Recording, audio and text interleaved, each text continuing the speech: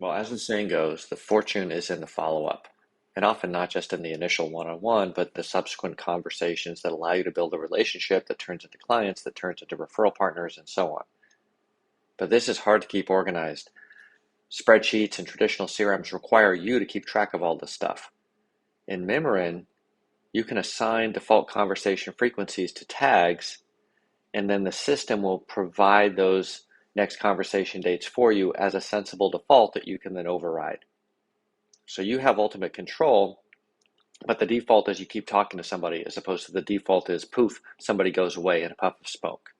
Now, in addition, make it really easy to block off time on your calendar to actually have these conversations. So if you get most of your business via referrals, but you're not actually blocking off time to talk to your power partners, your champions, whatever you want to call them, make sure you're doing that. Sometimes life will get in the way and you won't be able to make these calls, have these conversations, but by default, it's going to happen as opposed to by default, it's not going to happen. So when you have this set up the way you want, you're going to get a calendar alert. You click the link, it's going to take you right back into Mimiran. And all you have to do is hit start call mode. And now we're in call mode for power partners. And I'm all queued up for the first one that I'm due to talk to. I can press these icons here to actually make the call, which I won't actually do. I can see and search my past notes. I can see who referred Jed to me, and I can take my notes here. Now, if I hit save, it will set a next conversation date for me. But if we agree on something during the call, we can always manually override that default. Now it's going to take me to the next person I'm supposed to call.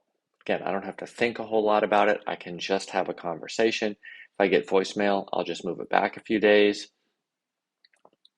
This person here, notice that the calendar icon lights up in green. That means that we have their calendar link in our system. So I can go ahead and book a time on that calendar. Then maybe I'll just set that date. Oh, okay, I scheduled for tomorrow. Great.